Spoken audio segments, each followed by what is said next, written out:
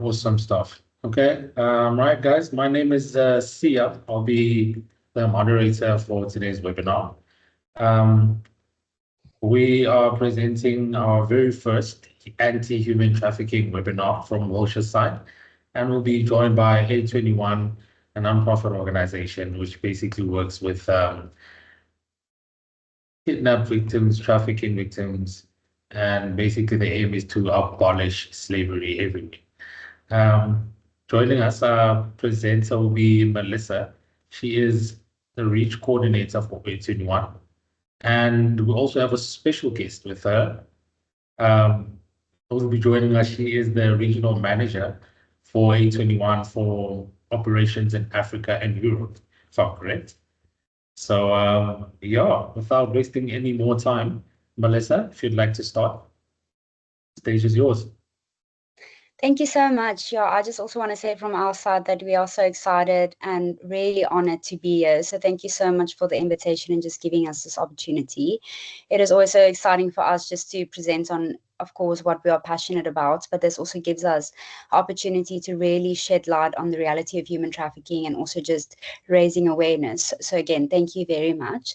So I'll go ahead and I'll share my screen and then we can jump right into the slides. Can everyone see my screen? Yes, ma'am. Yeah, we can see it. Amazing. Perfect. So firstly, I want to start us off by just introducing A21 and what we do here at A21. So firstly, I want to mention that we are a global non-profit organization. And as you can see, we have more than 17 locations all around the globe, and then our head office in South Africa is based here in Cape Town. And it really has been such a journey of how A21 started and just where it's here today. So like I mentioned, it's a global non-profit organization, and our goal is simply to abolish slavery everywhere, forever in the 21st century. We have amazing operational strategy, what I will touch on, but it includes reach, recover, and restore. So just to give a brief summary, the cycle of victimization, human trafficking, or traffickers feed off vulnerability. It all starts with a person being vulnerable, and then it leads to someone being desperate for a better opportunity, desperate to get, to go to a better school, to get out of their life circumstances. Then you find yourself in a vulnerable situation and more desperate to jump to false opportunities. When that happens, we go into exploitation. In exploitation, we can simply sum it up by saying it is a false promise made to someone in order to get something out of them. And again, when you are vulnerable and when you are desperate, you're so eager to jump to something to change your life or to change your situation, and you maybe do not know the red flags, and then you're more likely to be a prey of human trafficking. And as soon as that happens and you're in this situation of human trafficking, you often find yourself asking, why did I do this? Is it something that I did? You ask yourself the question, if I only made better choices, if only I saw the red flags, you come into this state of feeling that it's your fault, that it's your responsibility to fix it. And that is where re-victimization happens. It is a kind of state where someone is so emotionally vulnerable and feeling like they made a mistake. It's their fault that they're in this situation and they need to fix it some way or another.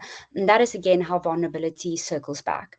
And that is briefly explaining the cycle of victimization. And because we live in a country and Africa in general, which is such a vulnerable group of people, human trafficking happens more often than we would like to believe that it happens. And to touch on our strategy here at A21. So to tackle vulnerability is what we are doing, for example, today, is reaching the people around us. Reaching people by training them, equipping them, by going into schools, teaching children how to safeguard themselves, making them understand what is a tricky situation, what is uninvited touch. That is just some things that we like to do with children. It is going into, training professionals on how to see human trafficking, what is the indicators, what is the red flags. It is educating the vulnerable groups of South Africa and showing them this is what a safe job looks like, this is what a safe relationship looks like. It is, like I say, it is literally reaching the people around us and teaching them and showing them, firstly, that human trafficking is real and that human trafficking is part of our society and what it looks like in today's age and time. The next one, how we tackle exploitation, is a beautiful branch that we call Recover. So Recover is a branch with multi-factors, but the main one that I want to highlight today is it operates at a national anti-human trafficking hotline.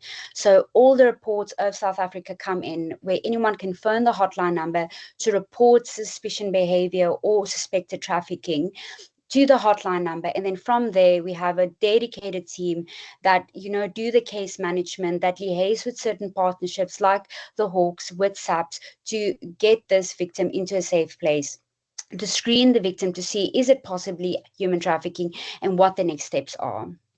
And then a full circle moment is when we come to our restore department. Our restore department, summed up, is just a branch that really focus on walking a road with the survivors. So as soon as this victim is identified, we place them in a safe house or in a place of safety, and they get a dedicated social worker that walks a road with them. This typically looks like just walking a road to reintegrate them back into society. And of course, every situation is different, but it involves active counseling. It involves, teaching them life skills and showing them this is, again, what the red flags are. This is what a safe opportunity look like, and really working through the in-depth trauma that victim had. So this is our strategy on how we tackle it. And yes, like I say, it is a branch all over the world. It is an organization all over the world, and this is in every country it look different. So on today's topics, we have such exciting topics. The agenda would be just explaining what is human trafficking, what does human trafficking look like, and that's going to involve the dynamics of both domestic and cross-border trafficking, the legislative understanding and the definition behind it, the underlying drivers of human trafficking, which includes understanding the vulnerability and contributing factors specifically in South Africa, government and NGO and private sector responses, and then online recruitment and grooming, which we've been seeing on the rise in this year. So the first one I'm going to touch on is what is human trafficking?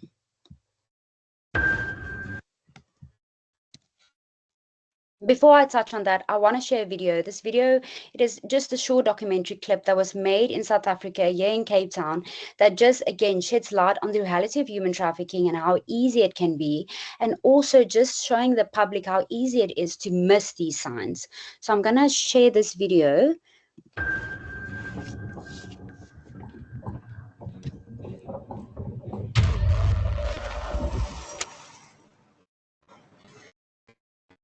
Where have you been?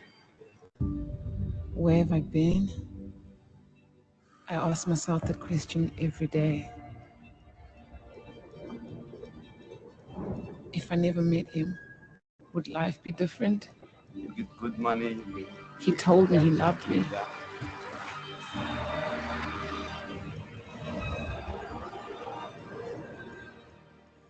Why did I believe him so easily?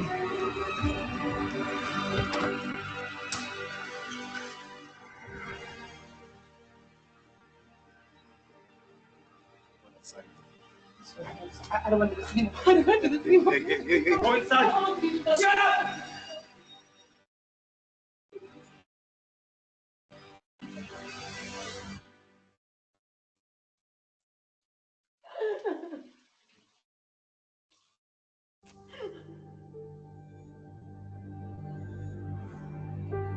None of these questions matter.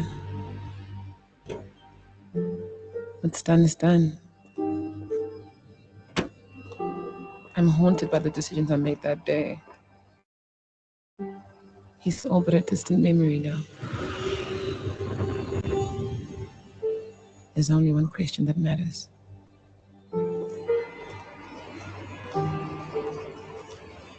How do I get out?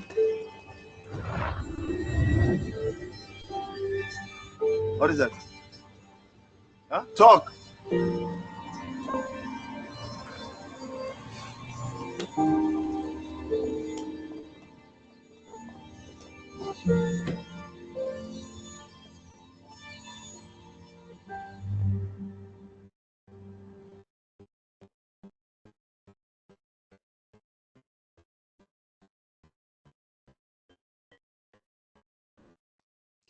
All right. So yeah, every time I watch that video, it just kind of grips my heart because it just really shows the reality of human trafficking and how easy we can miss it.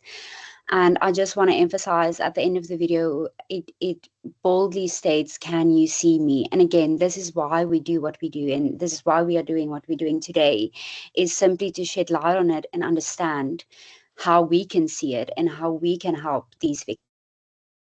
Jump right into it. Human trafficking is the exploitation of a person for their labor, services, or commercial sex. It affects millions of women, children, and men all around the world, including those in our own communities. It is also known as a crime hidden in plain sight, meaning that it often presents itself as other social issues or situations, such as gender-based violence, a sex worker, a child begging on the street, a domestic worker, or seasonal laborer. This is just some stats I wanted to touch on, just again to show the reality of human trafficking. So 7 million people in Africa are currently living in modern day slavery. That is 5.2 out of every 1,000 people. 15 million people are enslaved in the world today. And human trafficking is the fastest growing criminal industry in the world, generating more than 258 trillion rand per year, which is an incredible number if you think of it. And then I really want to highlight this slide. In 2015, the first act for combating trafficking was launched, and it's called the Prevention and Combating of Trafficking in Persons Act. And I just put it here so all of you can see this, but this was the first law that comprehensively addressed trafficking, human trafficking in South Africa. It establishes the offences of trafficking in persons. It creates penalties for trafficking in persons. It provides protection and assistance to victims, and it provides the return and repatriation of foreign victims. Now, this was a big milestone for us in South Africa, but I do want to mention that this was simply the start. There's so much more to be done, and every day and every single step that we take is closer to freedom. But this specifically, like I say, was a big milestone for us, and we really want to promote that this act is in existence, and I want to encourage everyone to really familiarize themselves with this act. And then I want to give over to Kati. She's going to tackle on the dynamics of both domestic and cross-border trafficking in South Africa and Africa. Thank you so much. Really appreciate it. Can everybody hear me? Great. Amazing. I just want to say I am hiding. I have 3 children at home. Anybody else struggle is real with kids home this week unexpectedly. So I apologize if you hear little ones in the background, is what it is. But it's an honor to be able to share with you today. I just want to highlight a little bit about what Melissa said. Previously, before, the PACO-TIP Act, that's what we call it, PACO-TIP, our prosecutors and our investigators were using the POCO Act, so Prevention of Organized Crime. We were using sexual assaults. We were using the Children's Act. So lots of other acts were being used to actually prosecute the crime. So when PACO-TIP was launched, I mean, it's 10 years old. It's still a baby law. But what it's really done is it's kind of put teeth in the, in the prosecutor's mouth. The minimum sentence is life imprisonment if you can be, if you are proven as a trafficker, depending on if you're the main or, what the acts of trafficking that you do. But we've seen this to be a very powerful and very effective law in combating trafficking. And specifically what it does is it actually provides provision for foreign national victims. So before, foreign nationals was detain and deport, but now there's actually, if you are a victim of trafficking, it provides for the assistance locally here and then return and repatriation, which is a big deal because that allows us to build cases and to prosecute even with foreign national victims. You can move on, Melissa. Thanks. So if we want to look at what does the crime look like within South Africa, we run the National Human Trafficking Hotline, which Melissa will point out towards the end of the presentation. She'll talk to you about what we do with that. But we've been able to witness and see a lot of the trafficking that does take place. But we've got data on the calls that we get. It's not necessarily what's happening everywhere. It depends on the concentration of calls, where it's coming from. The overwhelming majority of types of trafficking reported within South Africa at the moment is sex trafficking. This last year, it was over 80% of the calls that we got. However, we know that that's not necessarily the overarching or the most common form of exploitation in South Africa. We definitely see labor trafficking as a high issue. However, it is very difficult to determine or differentiate between just a labor dispute versus labor trafficking if you have not been trained. And so we're finding a lot of the disputes that are happening on the farms are not being reported correctly. And so, you know, our understanding, zamas as well, we would consider that trafficking, the way they are recruited, the way they are exploited. They're promised one thing and then their conditions are slave-like, but that's not necessarily how it's being classified at the moment. So that's just something to understand. South Africa is considered a source, a transit, and a destination country, which means we source victims, means South African victims are exploited within our own country, but also across borders. We are a transit country, which means some countries or nationalities transit through Cape Town, through South Africa, through OR Tambo before they're exploited elsewhere. We've seen a number of African nationalities, so from North Africa or Middle Africa, coming through our airports, groomed here, or what we would call broken in here within South Africa before being transported over to Europe. And then we're a final destination country. So we're a destination for Southeast Asia, for some places in Europe, other places in Africa as well, and then obviously South Africans too. I think what we need to understand is that the perceptions and the grass is always greener on the other side is a major lure for our sister or our African sisters around us on the continent. So, for example, we have the allure of a great economy compared to, for example, Zim or Mozambique or Malawi. We have incredibly vulnerable people coming from very rural parts of those countries that are coming into South Africa, sometimes paying to come into South Africa, what we would consider smuggling. But what happens when they get here is instead of them being free to do what they want, they are then exploited. So that's when it crosses over from smuggling into trafficking. So it becomes very attractive to be here in South Africa. And we often see the majority of exploitation is happening near your major cities. So Joburg, Cape Town, Durban, they're all hotspots for trafficking. Okay. You can go to the next slide. I have a tiny visitor who's walked in. I apologize. Okay, so South Africa, basically, trafficking within South African borders would be moving victims from one area to another or from rural to urban centers. So that's often what we're seeing, okay? The recruitment hotspots that we see coming off of our hotline, Eastern Cape, KwaZulu-Natal, Limpopo, Mpumalanga, those are frequent source areas from within the country. It's often people who are coming from where maybe the economy, not the economy is lower, but the job opportunities are lower, more rural parts, maybe where kind of hotspots of there's not a lot happening around them, a lot from Northern Cape. It's so huge and so large with not a lot of economic opportunities. So people are often then recruited and lured into the major cities. Our victim profiles, what is reported is mostly women and children. That is the reality. We know that men and boys are often recruited for mines, for petty crime, and for agriculture. Children, especially for agriculture, their hands are very small. They don't damage fruit when they do picking. Obviously, drug couriering, and then I'm sure we've all seen is those begging rings that children at the traffic lights begging, or moms with babies begging, blind people begging. Often those are controlled by criminal networks.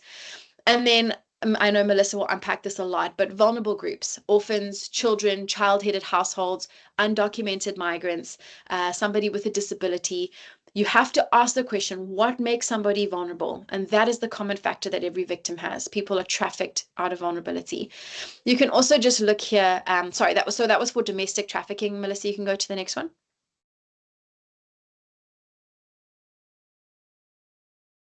There we go. Actually, just pop back to the other one, the one before. I just want to show that that picture of the map. So if you look at the map, if you look at the borders that we've got, Mpumalanga with Mozambique and Eswatini, Limpopo with Zim, Mozambique, Botswana, Northwest with Bots, Northern Cape with Namibia, Lesotho is there, Free State, KZN, and Eastern Cape. So if you look at the borders that we've got, it would then make sense where entry points, where trafficking is coming through, whether it's a land border, whether it's a sea border, or obviously an international airport. But typically see for international trafficking a lot of Eswatini nationals exploited for labor trafficking in KZN, as well as sex trafficking in KZN. There's a lot of factories up there by Newcastle, that area. It's a very industrial area. We've seen a lot of victims that are trafficked for labor trafficking up by that area. We see taxis carrying a lot of Eswatini nationals across the border, as well as Mozambican nationals across that border over there. And then obviously victims from Zim and Mozambique coming in through Limpopo, and then Lesotho nationals as well in KZN. Okay, you can take it to the next slide. And what's important to highlight about Eswatini, Lesotho, Mozambique, and Zim is how vulnerable those nationalities are because of the economies and what a lucrative opportunity South Africa looks like. Okay, so if you look at South African victims detected in Western South Europe, Central and Southeast Europe by age group, in 2022, you would see that 94% were adults and 6% were minors. So that's South Africans that are being recruited. But on the continent, 1 in 4 victims is a child. So 25% of victims exploited on our continent are children. So it's a little bit skewed with South Africans being recruited elsewhere. It's majority adults of South Africans that are being recruited and trafficked across borders. So international trafficking or cross-border trafficking is when obviously the national borders are being used. And again, as I've said, we're source, we're transit, and we're destination country. Destination, so who is being trafficked within South Africa? Zimbabwean nationals, Mozambicans, Malawians, Lesotho, Eswatini. We see a lot of Ethiopians. I'm sure you're seeing the media a lot with Ethiopians coming in. And the media is reporting it as kidnapping because they are willing victims, if you want to say. They're smuggling themselves, they're paying to be smuggled, but then it turns bad. We would still consider, because you have to ask the question, why are they being kept? Why are they being held? It's rendering them incredibly vulnerable. So we try to promote that these are still potential victims who would likely end up in victimhood. And then obviously DRC as well, and Nigeria. Majority of this, I apologize, I have this tiny 3-year-old running in and out. So we would say that most of the international victims of sex trafficking that were assisted by A21 last year were of Nigerian nationality. Okay. So the methods of how people are often trafficked is false documentation, so forged visas, passports, or working permits. Understanding the difference of smuggling versus trafficking, I've touched on that. Many victims believe they are smuggling themselves in for a better opportunity, which often makes them believe that they're not victims themselves because they not asked for this, but they wanted to be in the country. They may have even paid somebody. They knew they were coming into the country. But the reality and the definition of where it changes is where there's this exploitation then at the end. And so we have to consider that when we hear in the media, oh, they paid someone to bring them in the country. Many victims do, because they believe they are coming for a better opportunity. And then that renders them incredibly vulnerable to be exploited. Most of the victims that we assisted last year, so I think it was about 49% of the victims we assisted last year were recruited through fake job opportunities. So they believe that they're going to a legitimate job. They believe that what they're going to is going to help their family, but actually what it ends up being is terrible exploitation. And that's not just for sex, it's also for domestic work. We have seen in the last 2 years a lot of Malawian nationals who recruited when they're about 15 or 16 to come and work for families in South Africa. Now, these families may not be very well off. They may be your very, lower to mid economic, level families, but it's normalized within that culture to have somebody working for you. And for many of these Malawian girls, the wives actually can't bear children, and so the Malawian girls who are then in domestic servitude are then forced to produce children. So they fall pregnant, and then very often once they are over the age of 18, they're kind of kicked out by the family. So we see this actually a lot within Malawian nationals that are recruited. And then obviously vulnerabilities. Melissa will unpack this a lot, so I'm not going to speak more on vulnerability because she'll get into that. You can take it to the next slide. This is just a graphic representation. I think this is a UNODC document of what we're seeing. The line is where victims are going. One that's missing here, because this is not the most recent data that we've got, but I'd like everyone to have a look at, is cyber crimes, trafficking for what we would call forced criminality in Southeast Asia. So we have seen people from all over Africa and Europe and Southeast Asia being recruited and trafficked into Thailand, Cambodia, and then exploited in Laos and in Myanmar in those cyber compounds. You would have maybe seen in the media that recently we assisted with a repatriation of 32 South African victims. We can confirm there are very many more who are still stuck in compounds, specifically KK Park within Myanmar. But basically, these people were recruited believing they were going to legitimate job opportunities. These are not just people who are not educated or who are desperate. These are people who are looking for jobs, who may even have a university education. They're, savvy on IT equipment. We had a victim from Zim who actually had a degree in IT, who was recruited into one of these compounds, thinking they're going to be working in call centers, thinking they're going to be working in IT and translation. And then when they get to these compounds, they're exploited. It is horrific. They're recruited into Thailand. They are then asked to say that they're going in as tourists and not as workers. And then when they get into Thailand, they go to one hotel where then they're picked up by the traffickers, and they're then kind of taken across borders into Myanmar.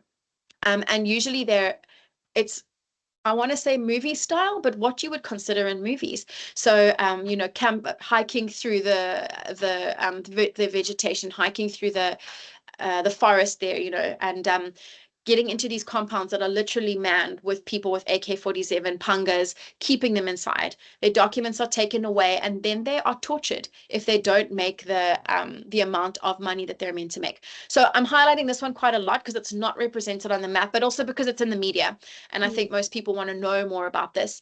I think Southeast Asian or China has kind of pushed Thailand to do raids, which they have done raids in Myanmar. But we know that many of those compounds are still operational. It's just maybe about 50%, maybe 40% of victims have been trafficked. Have been released from these compounds. So yeah, you can have a look at, when you see the rounded arrow, that's when somebody is trafficked within their own country there. But that's often the routes that we see. A lot of our North Africa, East Africa, and West Africans are actually being trafficked within Africa, but then also up into Europe as well. So yeah, I hope this is helpful representation. Melissa, you can take us to the next section. Okay, great. I'm going to hand back over to Melissa, and then I'll be back later.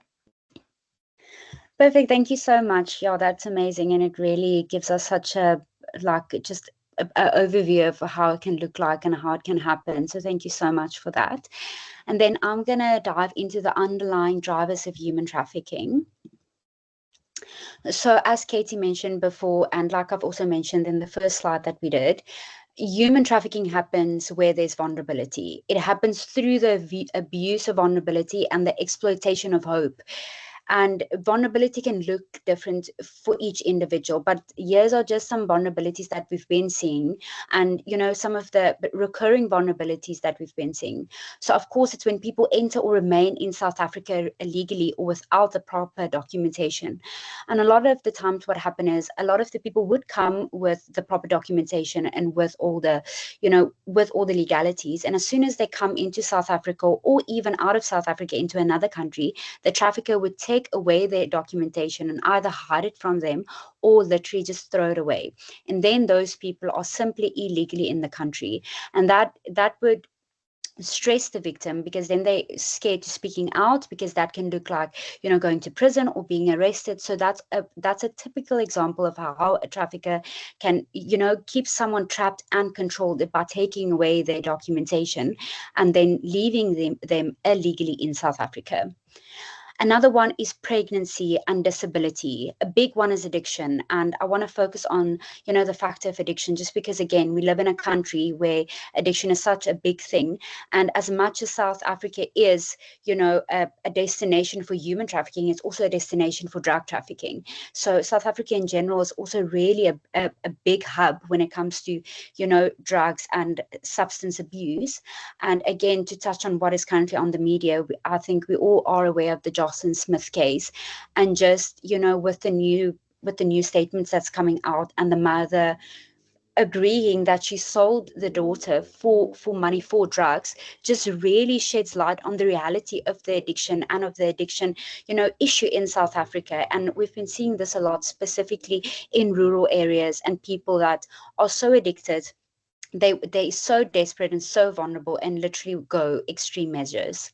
And then again, a child being orphaned or separated, difficult home situations, unemployment, financial desperations, and then also social, political, or economic conditions that forces people to migrate. Again, all our neighboring countries, their economic conditions are so terrible that it, in quotes, forces them to come to a better situation.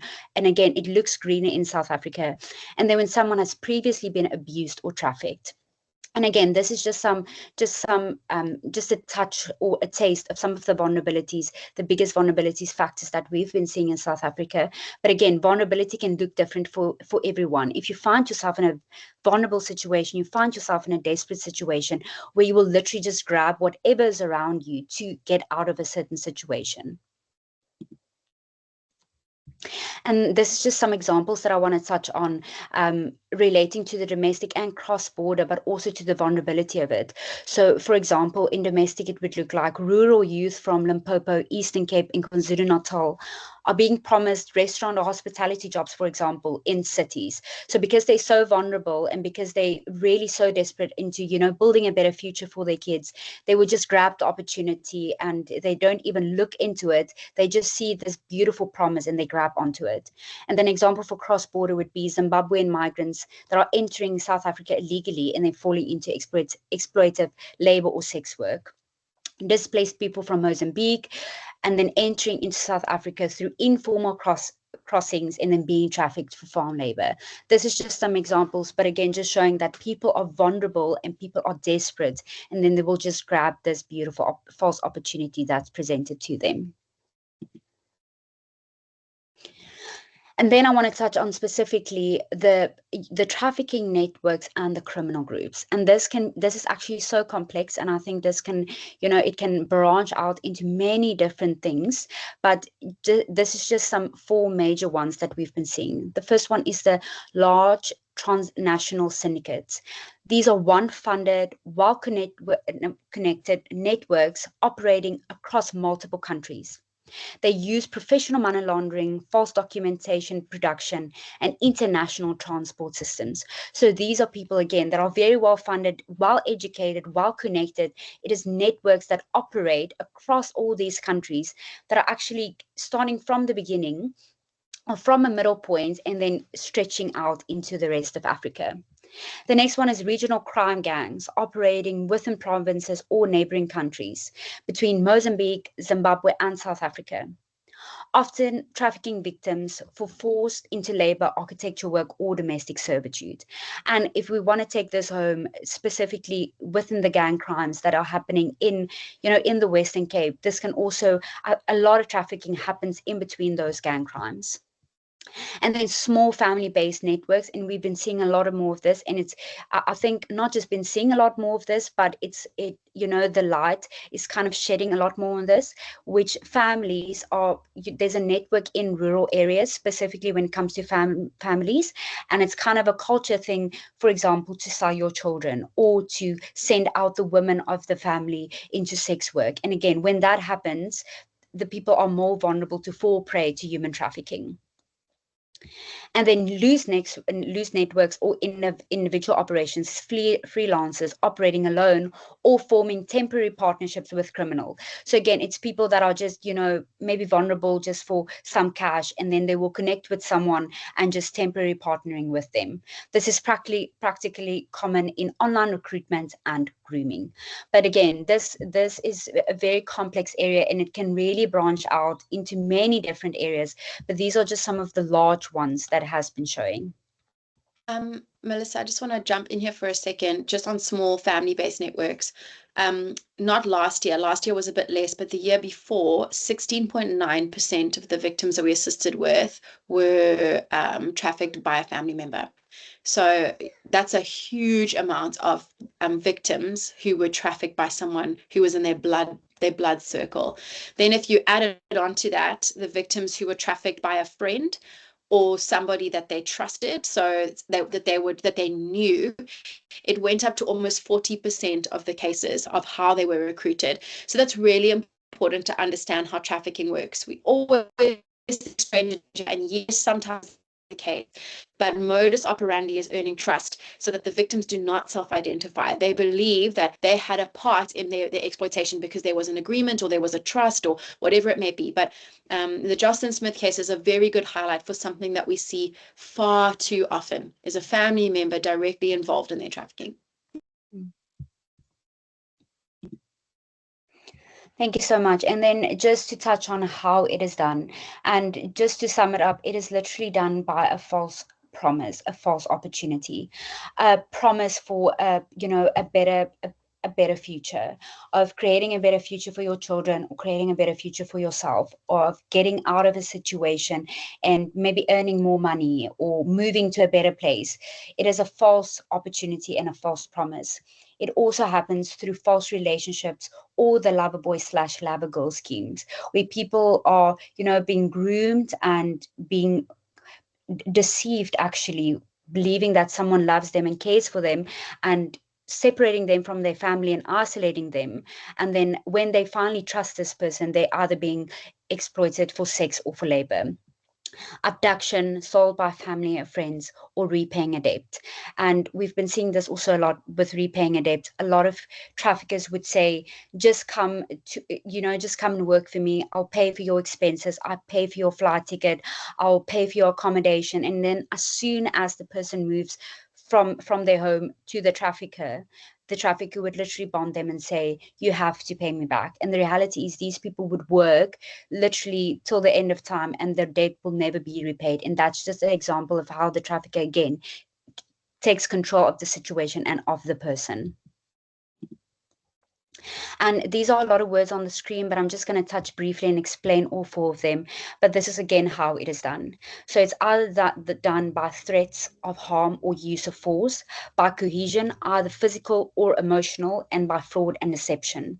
So threats of harm is physical threats by saying, if you do open your mouth or if you do say something about it, then I, might potentially hurt your family, or I will send this picture to your contacts on your phone. It is sexual, physical, or substance abuse. A lot of these traffickers also, they would make the victims more vulnerable by getting them hooked on drugs, and that also gives them a tactic to kind of take control of these victims. Cohesion, physical and emotional. Physical is literally physically assaulting them or sexually assaulting them. It is abduction. It is limiting their freedom by either locking them up and saying you're not allowed to move freely. This is isolating them. It is making them dissociated, where they don't really know where they are or what's happening around them. It is deliberately limiting basic needs like food, water, and sleep, and denying privacy or personal cleanliness. A lot of these situations are very bad conditions where people are literally stuck in a small house with a lot of people around them. So there's no privacy. There's literally no way of contacting someone or escaping or even just talking about it. Emotional cohesion can look like deception or false promises. Like I mentioned now, controlling of money and debt bondages, shaming and instilling fear through inconsistent behaviors. And like that video I showed you in the beginning, it can, for one moment, this person makes you believe that he really loves you or that she really cares for you. And the next moment, if you do not want to listen to them, they, for example, will pull out a knife. But this is just a way of, again, making the victim they instill fear into the victim, but in the same sense, the victim is so reliable on them that there's no way out. Controlling relationships and keeping victims from their family and friends. Like I mentioned, dissociation, moving them around from the vehicle to a house, to another house, into the vehicle, where the people are actually not aware of where they are. And then also using cultural practices, like, for example, forced marriages. And then fraud and deception. For example, exploiting youth through curiosity about sex, grooming for trust, and I'll touch a little bit more on grooming as we go ahead. It's false promises for a better life, financially, protection, or emotional security. And then again, false job or educational opportunities. And then why it is done for forced labor, domestic servitude, bonded labor, child soldiers, organ harvesting, and sexual exploitation.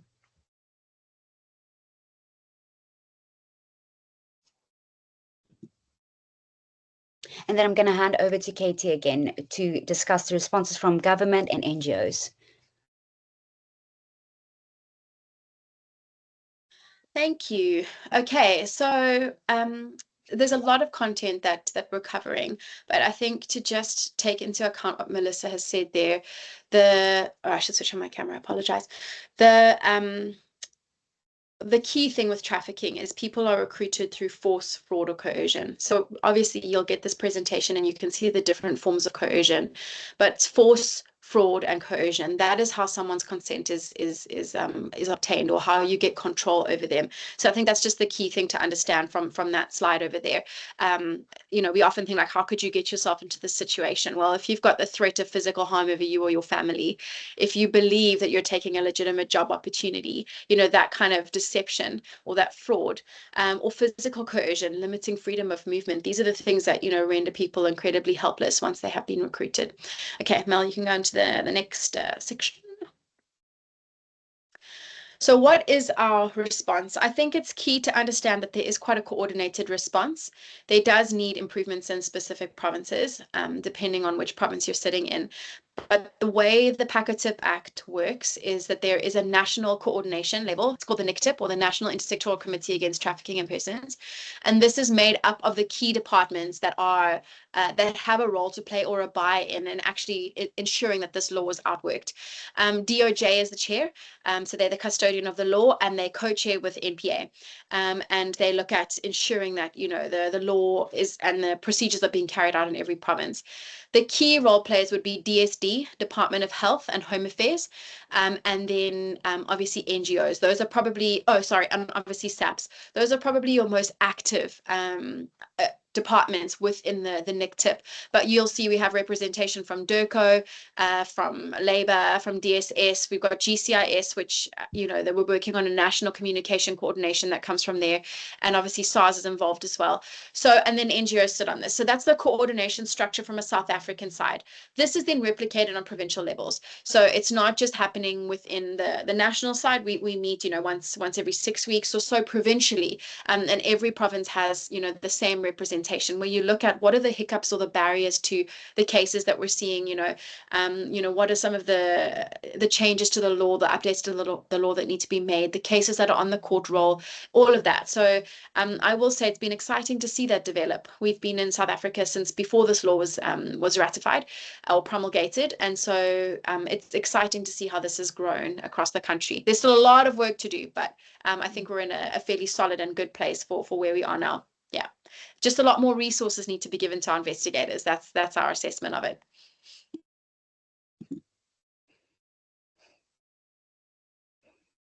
Oh, apologies. And then just to understand the NGOs, if you would like to have a list of the NGOs that are very active within this area, you can jump onto nfn.org.za. That's the National Freedom Network. And basically, they have a list of accredited organizations or reputable organizations that are active in anti-trafficking across the country in different provinces.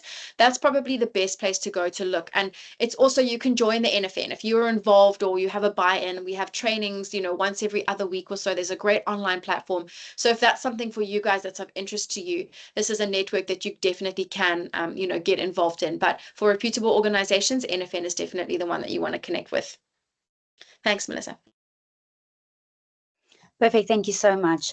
And then I'll go ahead and I'll touch on online recruitment and grooming, which has been such a focus and a highlight point for us specifically this year, just because it's been on the rise, because there's so many young people and technology honestly is just so far, we can't even catch up to it. So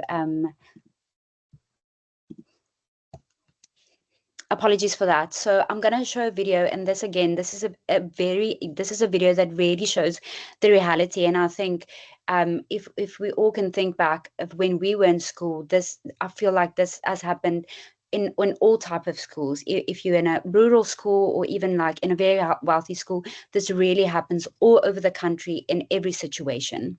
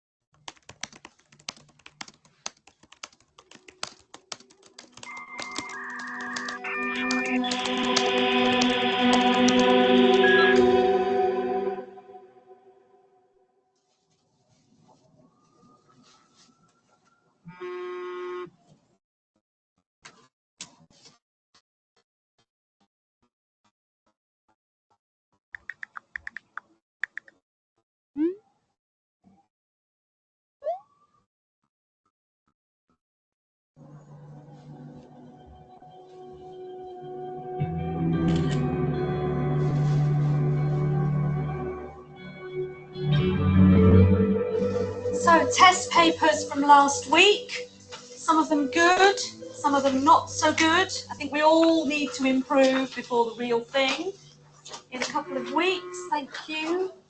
That was excellent. That was all right. Have a look at comments on there. That needs work, as does that. That was okay. Nelson, I don't know what's going on here. Can you see me after the lesson, please? That was excellent. Good. Comments on that. I think that needs work. That was excellent.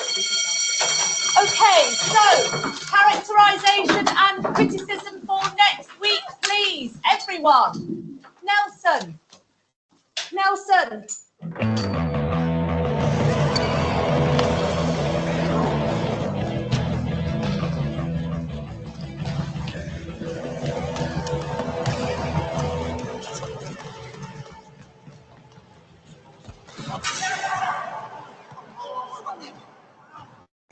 Use your hand. What are you doing? You have one job. Yes, put it stuck in the net. Joe.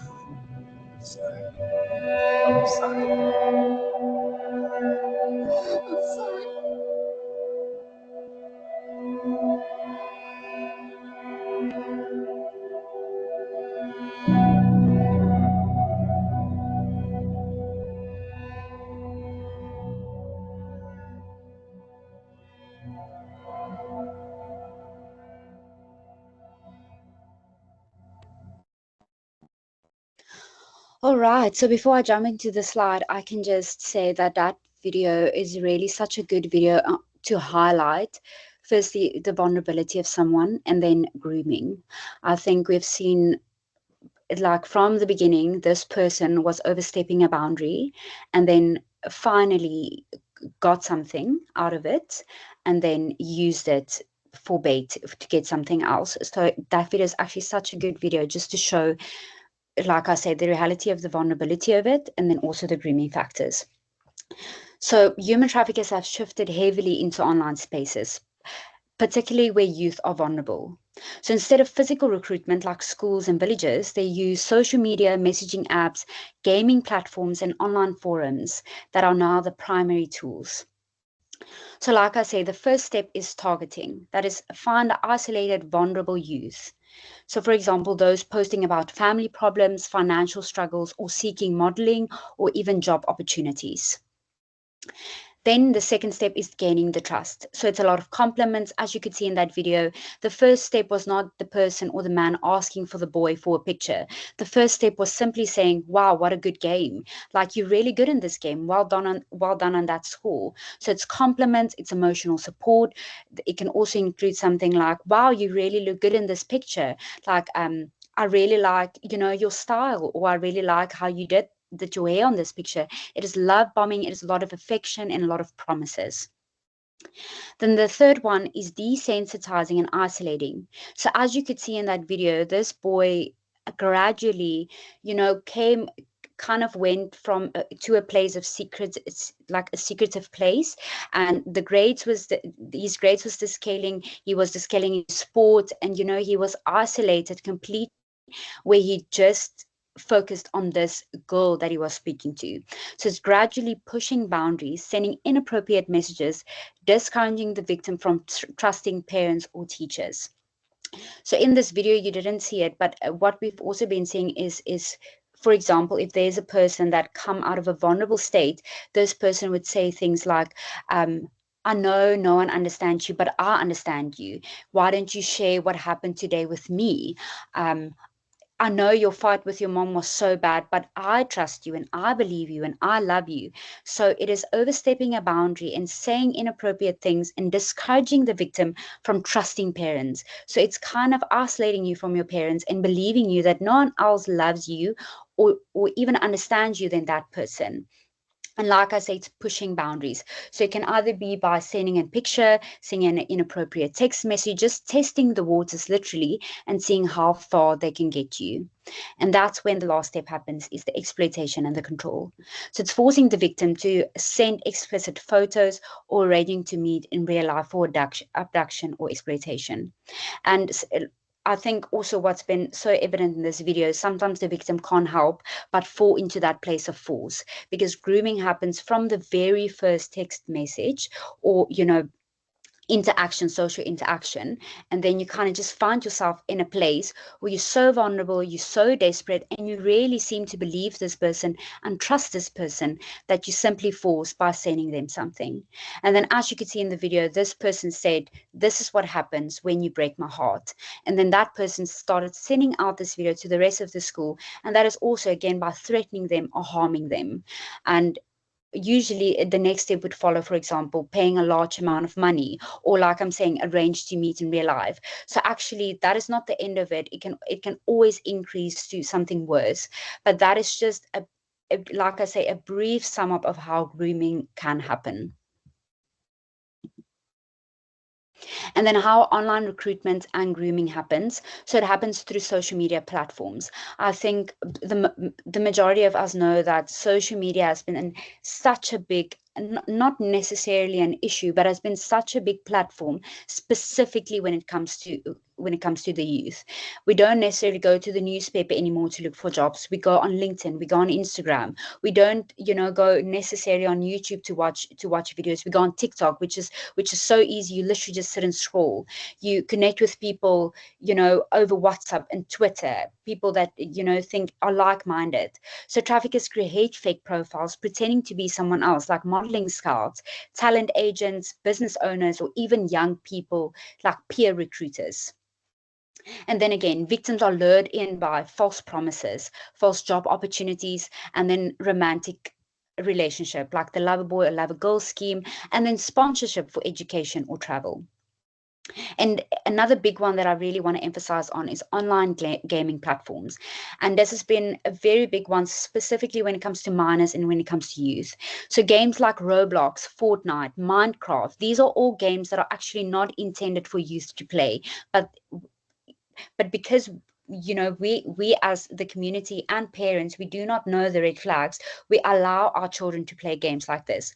But this is not just a child friendly game, because adults have this online platform where they can literally communicate by either sending messages to you or connecting by using another voice over, connecting with your child by speaking to them and saying, why don't we play a game together, and why don't we exchange numbers and we can chat on WhatsApp, where it starts as a very innocent game and then eventually it goes over to another secretive platform like Telegram or WhatsApp, and then the grooming escalates from there. Dating apps, all the teens like 16 to 18-year-olds targeted on Bumble, Tinder. Traffickers pose as attractive suitors building romantic attachments. And then, of course, job recruitment sites like Trafficking posting fake job ads offering domestic work, hospitality work, au pair work, or scholarships. And again, if you are vulnerable, you are going to grab these opportunities.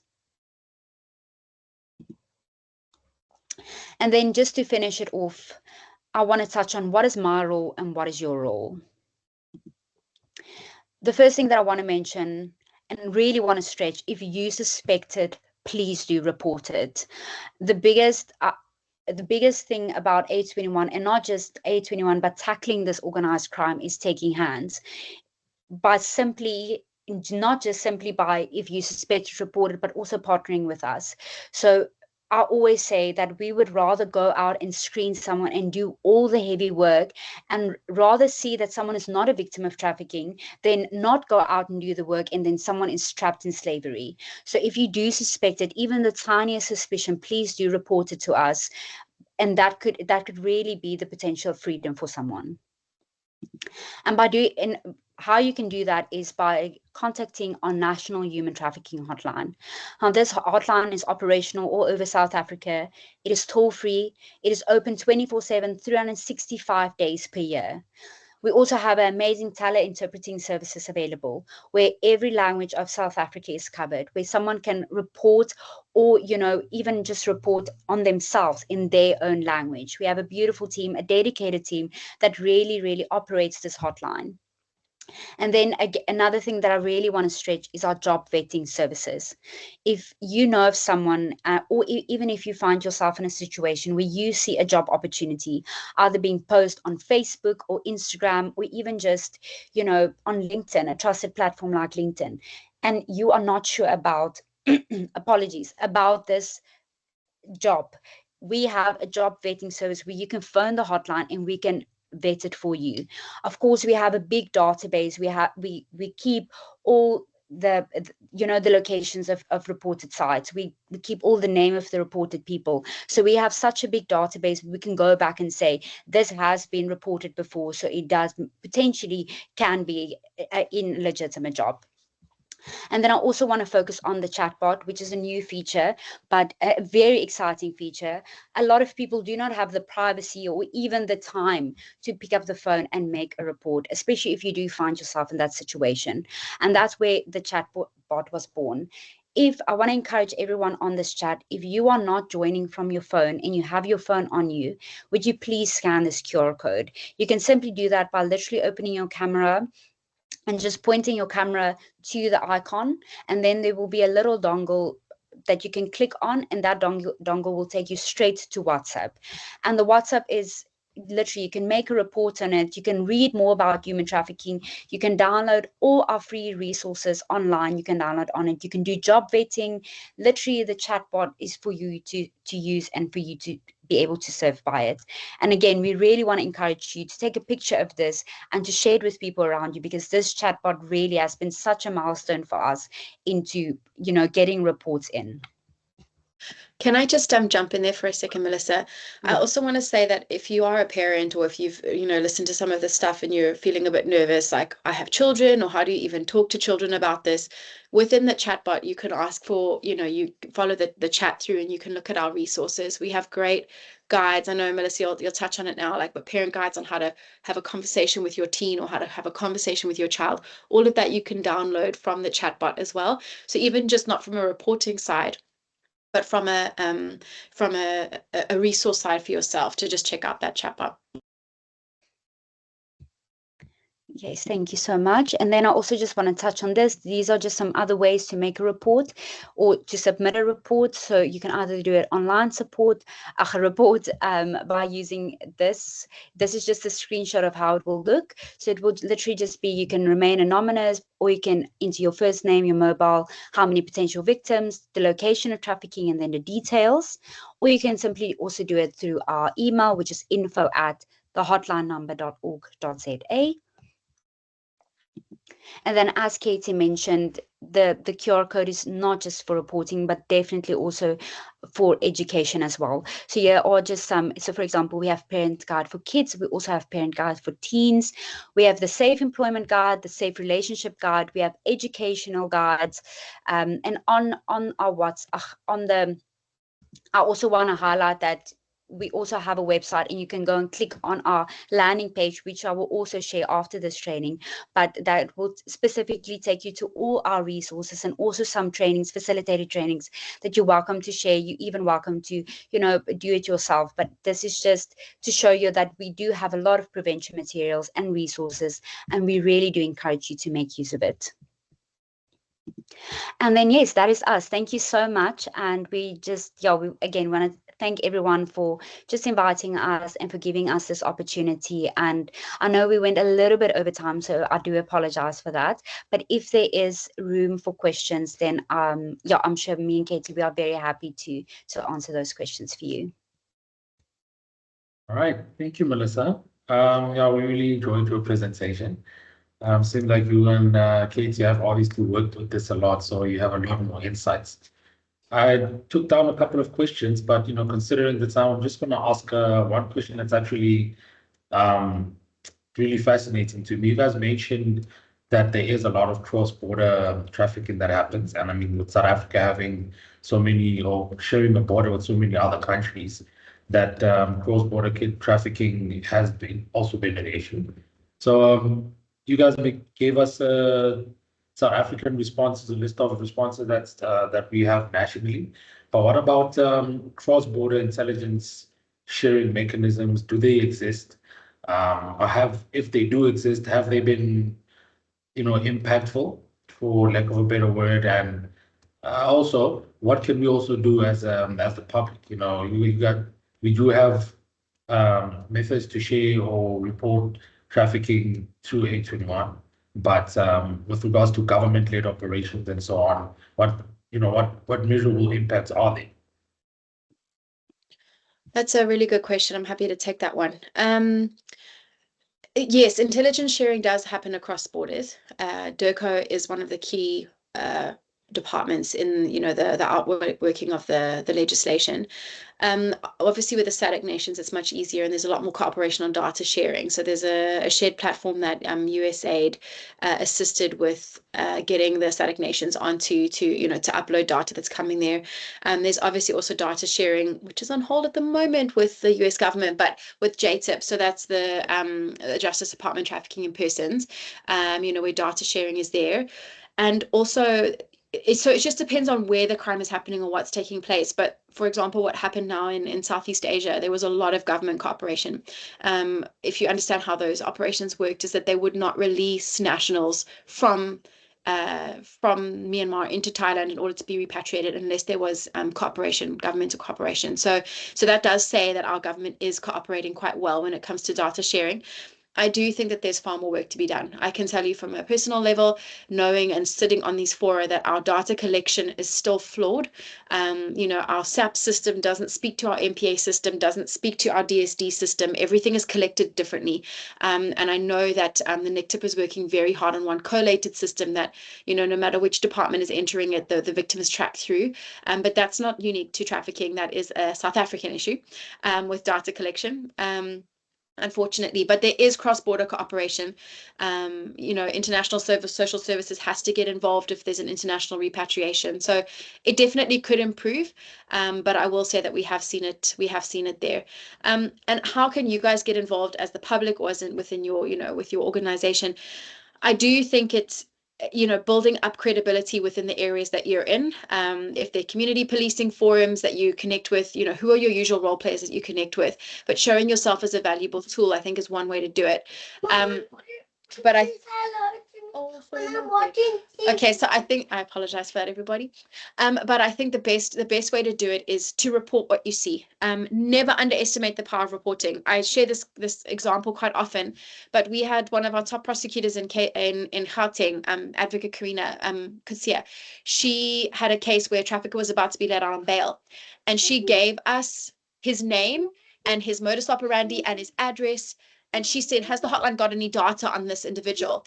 And what we actually realized is that we had a series of 6 or 7 phone calls about this same guy over 6 months from completely unrelated individuals, completely unrelated reports that we couldn't link together because we were missing a few key bits of information. But because she gave us 1 or 2 tying bits of information, we were able to show her how this guy had been operating across the country and tip-offs had come in, and it actually prevented him from going out on bail. So never underestimate the power of a report. You may not see the impact initially, but the data collection is happening behind the system. You don't necessarily know how that's feeding into cases and projects. Cool. All right. Well, thank you for that. We definitely will keep that in mind and share as well, the methods of reporting, contacting A21 and so on. And A21 is also a non-profit organization, as I understand it. So how can we, if the public wants to make a donation or, help out in whatever way, how can we get a hold of you guys and where do we do that? Fantastic. Thanks for asking. So you can, on our website, you can donate on our website. It takes credit card details. However, if you would like tax deductibility, the best way to give is through our online platform. So you can find that on Facebook. There's our link tree to PayPal where you can make a donation, or you can email us directly on info.sa@a21.org if you'd like to do an EFT, and then we can issue those tax and deductibility receipts as well. Oh, okay. So we can find all this information on the website. Great. All right. Well, thank you guys for your time. Thank you everyone for being part of the webinar. It was really great hearing from A21 and the insights.